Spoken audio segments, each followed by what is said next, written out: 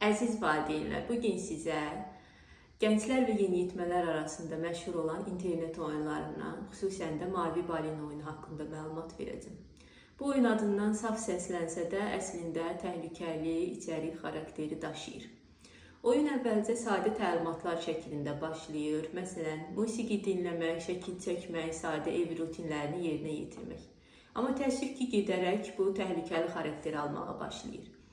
Məsələn, qorxulu film izləmək, evdə tək qalmaq, hətta intihar cəhdlərinə sövq edəcək tapşırıqların verilməsi ilə.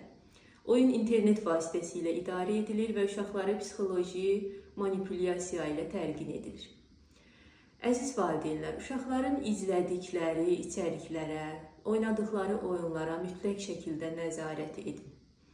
İnternetdə tanımadıkları insanlarla danışıb, söhbət etmələrin hansı nəticələrə gətirəcəyini onlara izah edin. Əgər şübhəli bir durum görərsinizsə, psixoloqa və aidiyyatı qurumlara müraciət edin. Unutmayaq ki, vaxtında müdaxilə və diqqət uşaqlarımızın gələcəyini qurtarır.